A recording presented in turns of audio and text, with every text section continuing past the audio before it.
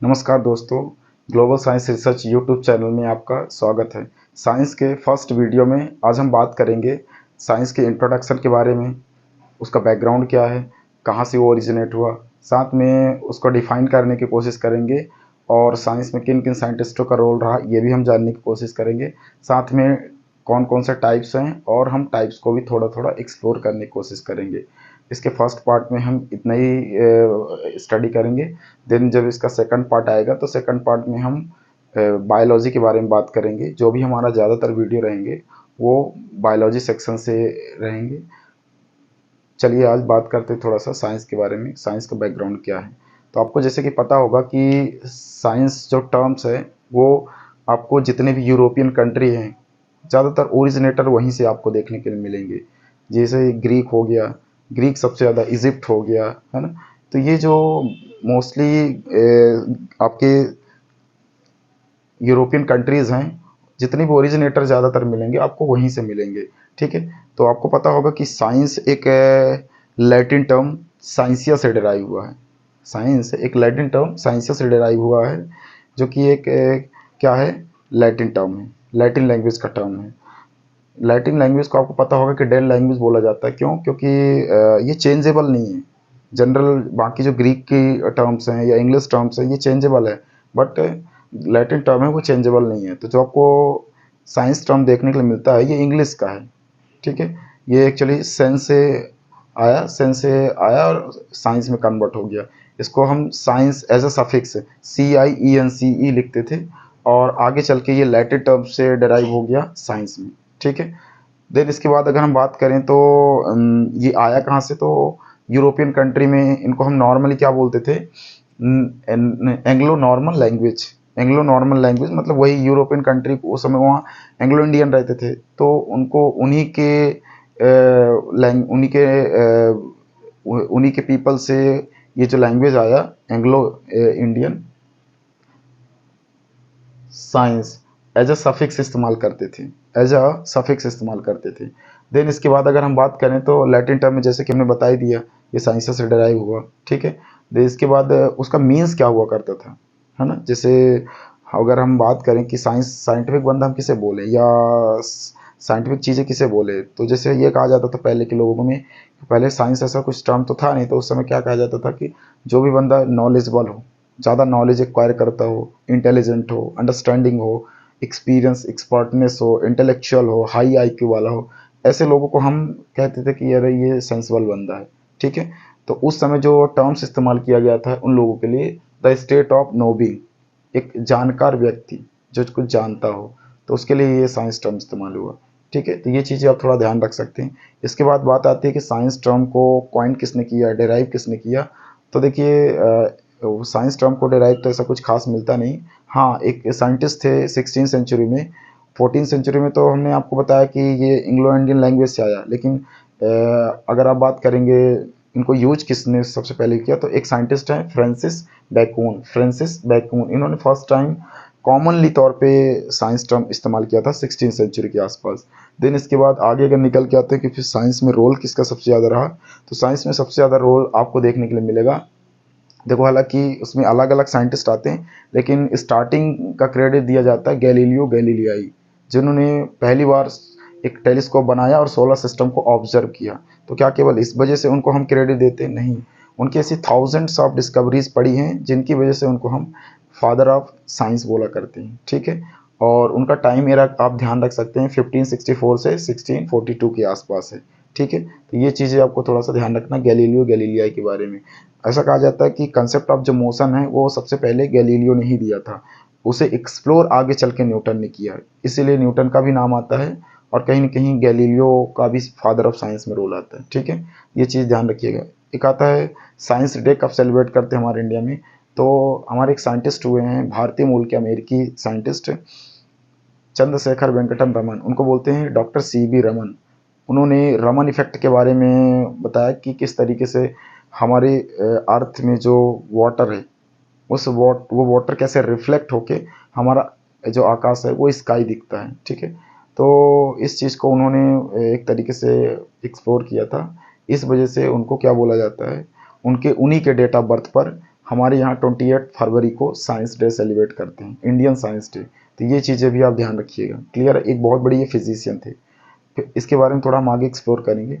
Then इसके बाद definition की जब बात आती है, तो डेफिनेशन की बात अगर हम बात करें तो नॉर्मली हम पढ़ते हैं कि अगर नॉर्मल हिंदी में आप देखोगे तो बोलते हैं प्रकृति के क्रमबद्ध ज्ञान को विज्ञान कहते हैं।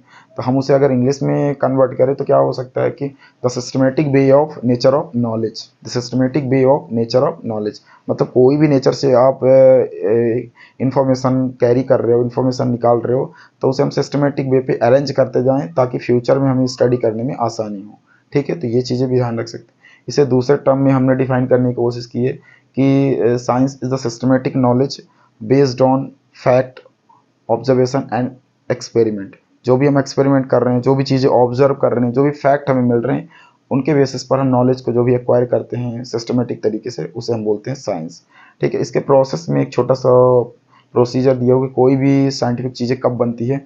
तो सबसे पहले कोई ना कोई उसको ऑब्जेक्टिव्स हम बनाते हैं, है ना, कोई ना कोई ऑब्जेक्ट होता है, उसे हम जो भी इंसिडेंट होता है हम उसे ऑब्जर्व करते हैं। ऑब्जर्व करने के बाद जो भी हमें उसमें डेटा मिलते हैं उस इंसिडेंट के, वो डेटा हम मेजरमेंट के तौर पे कलेक्ट करते हैं, उसका एनालिसिस करते हैं। देन हम उसको एक्सपेरिमेंट करने के बाद हम रिजल्ट ऑब्टेन करते हैं। उस रिजल्ट के बाद हमें उस एविडेंस की ज़रूरत पड़ती है, तो वो एविडेंस भी हम कलेक्ट करते हैं। इस तरीके से कुल मिला के एक साइंस का प्रोसीजर कंप्लीट होता है। अब अगला अगर बात करेंगे टाइप्स की, तो टाइप्स मेजरली आपको पता होगा कि हम 10th तक साइंस के 3 सेक्शन एक ही साथ पढ़ते हैं, फिजिक्स, केमिस्ट्री और बायो। फिजिक्स में हम फिजिकल एटमॉस्फेयर के बारे में स्टडी करते हैं, फिजिकल फिनोमिना, इंसिडेंट के बारे में। केमिस्ट्री में केमिकल कंपाउंड्स एंड रिएक्शंस के बारे में स्टडी करते हैं। देन इसके बाद हम बायोलॉजी के अंदर प्लांट्स एंड एनिमल के बारे में, दैट मीन्स लिविंग ऑर्गेनिज्म के बारे में हम स्टडी करते हैं।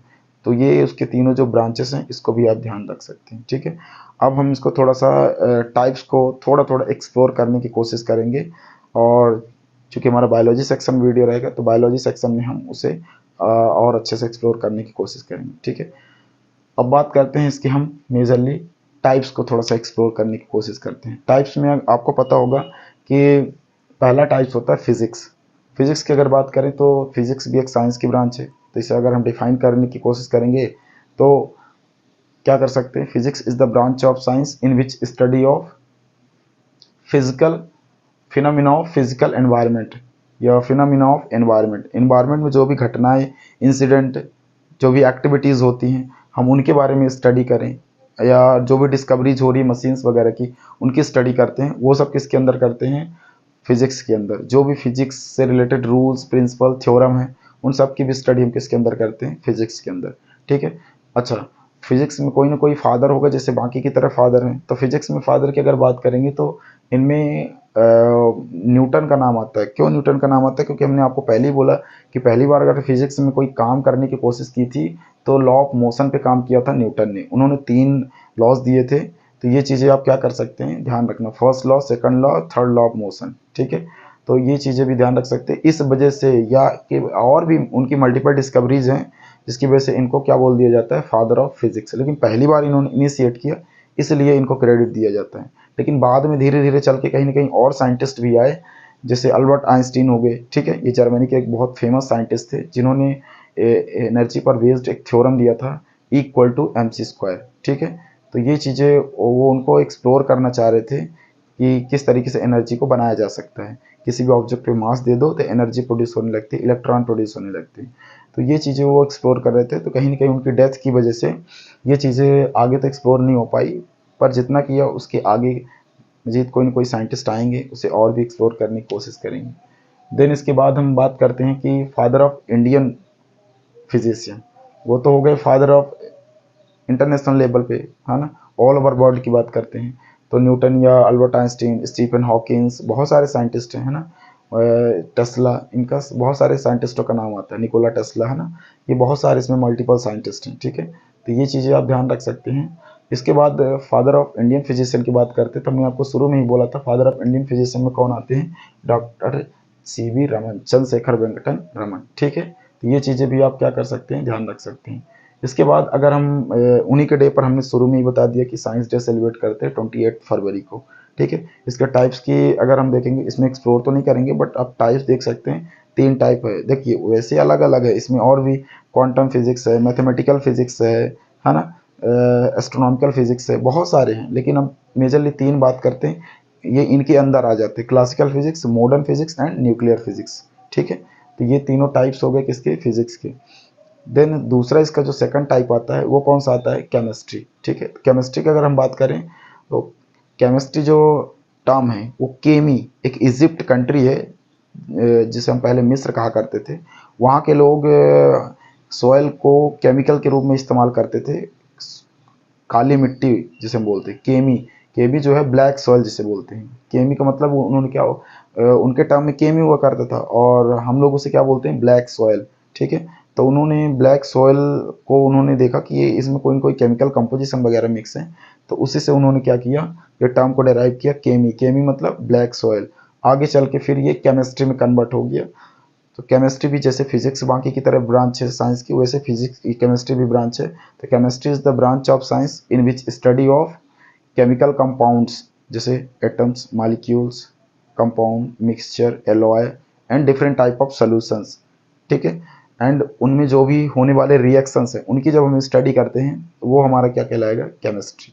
अब अगर हम केमिस्ट्री के फादर की बात करें तो इसमें एंशियंट वाले अलग हैं और आपके मॉडर्न वाले अलग हैं। एंशियंट में बहुत ज़्यादा क्रेडिट तो नहीं देखा जाता, मॉडर्न वाले को जरूर देखा जाता है।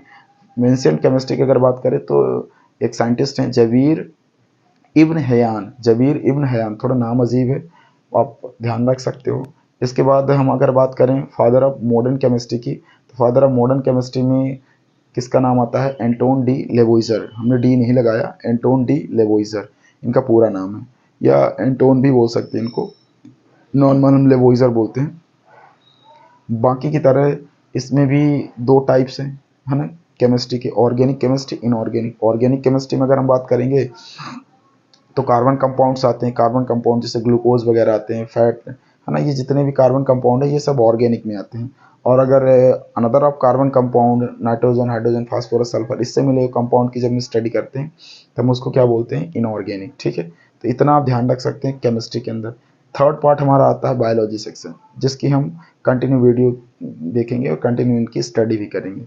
बायोलॉजी सेक्शन की अगर हम बात करें तो बायोलॉजी, जैसे कि हमने बोला था कि ज़्यादातर ये ग्रीक के टर्म है या लैटिन टर्म होते हैं, तो जैसे बाकी की तरह वो ग्रीक का टर्म था, सॉरी वो तो इजिप्ट का टर्म था, लेकिन ये बायोलॉजी जो है ये ग्रीक टर्म है। बायोलॉजी में एक फेमस साइंटिस्ट हुए एरिस्टोटल, है ना, तो चूँकि उन्होंने ज़्यादातर डिस्कवरी की, उनका नाम आता है फादर में, उनको क्रेडिट दिया जाता है, तो टर्म भी वहीं से ले लिया गया। ठीक है, वैसे तो इसको पहले नॉर्मल टर्म में लाइफ साइंस हम बोलते थे, क्या बोलते थे, लाइफ साइंस, इसको हम क्या बोलते थे, लाइफ साइंस। ठीक है, लाइफ साइंस, लाइफ से जुड़ी हुई साइंस को लाइफ साइंस। लेकिन धीरे धीरे आगे चल के इसको सोचा गया कि एक टर्म दे देते हैं, नामकरण कर देते हैं तो अच्छा रहेगा, बेहतर रहेगा। ठीक है, तो हमने इसका नामकरण कर दिया बायोलॉजी। अब जिसके लास्ट में लॉजी लगा हो समझ जाओ वो ग्रीक टर्म है। ठीक है, तो इसके लास्ट में लॉजी लगा, इसका मतलब क्या है, ये भी एक ग्रीक टर्म है। तो biology is a Greek term. BIOS plus logos, BIOS का मतलब होता है कि लिविंग बॉडी, लोगोस का मतलब टू स्टडी। तो लिविंग ऑर्गेनिज्म के बारे में स्टडी करना, चाहे वो प्लांट हो, एनिमल हो या माइक्रोब्स हो, हम उसको किसके अंदर काउंट करेंगे, लाइफ साइंस या बायोलॉजी के अंदर काउंट करेंगे। क्लियर है इतनी बात। अब इसके बाद हम आगे अगर बात करें इसको डिफाइन करने की, तो जैसे बाकी की तरह ये भी साइंस की ब्रांच है, जैसे केमिस्ट्री और फिजिक्स था, तो biology is the branch of science in which study of living organism. अब लिविंग ऑर्गेनिज्म जब बोलते हो तो प्लांट्स और एनिमल्स दोनों आ जाते हैं। जब आप स्टडी आप बोलते हो तो यहाँ पे हम किसकी स्टडी करते हैं, उसकी एनाटॉमी या मार्फोलॉजी की स्टडी करते हैं। मार्फोलॉजी मतलब एक्सटर्नल स्ट्रक्चर पार्ट की स्टडी करेंगे, और एनाटॉमी मतलब इंटरनल पार्ट की स्टडी करेंगे। ठीक है, इसके बाद अगर हम बात करेंगे उसके फादर की, तो फादर में किसका क्रेडिट दिया जाता है, शुरू में हमने बताया एरिस्टोटल का नाम आता है। ठीक है, ये बहुत बड़े एक साइंटिस्ट हैं, कहाँ के हैं, ग्रीक के हैं। ठीक है, ये कहाँ के साइंटिस्ट हैं, ग्रीक के हैं। ठीक है, ये ग्रीक के साइंटिस्ट हैं,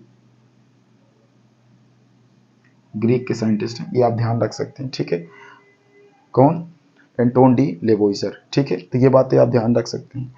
इसके बाद जैसे बाकी की तरह इनमें भी टाइप्स हैं, है ना, तो हम चूंकि इसे आगे हम अगली वीडियो में अच्छे से एक्सप्लोर करेंगे, फिर भी थोड़ा सा इसका बेसिक पार्ट हम देख लेते हैं। जूलॉजी और बॉटनी 2 इसके पार्ट हुए। ठीक है, अगर हम जूलॉजी की बात करेंगे तो जूलॉजी जैसे लास्ट में बायोलॉजी के लास्ट में लॉजिस्ट टर्म लगा है, इसलिए हम उसको ग्रीक टर्म बोल दिया, तो इसको भी हम इसे क्या बोल सकते हैं, ये भी एक ग्रीक टर्म है। दो टर्म से मिलके बना है, कौन कौन सा, एक जून, कहीं कहीं जून भी लिखा रहता है, ठीक है ना, कहीं कहीं जू भी लिखा रहता है, जूइन प्लस लोगोस, ठीक है। जून का मतलब क्या हुआ, एनिमल, लोगोस का मतलब टू स्टडी, तो किसके बारे में स्टडी करना, हम एनिमल के बारे में स्टडी करना, उसको बोलते हैं जूलॉजी। जैसे बाकी की तरह ये ब्रांच वो साइंस के थे, तो ये किसकी ब्रांच है, बायोलॉजी की। तो इससे डिफाइन करेंगे तो zoology is the branch of biology in which study of animals या living animal, that is called zoology, ठीक है।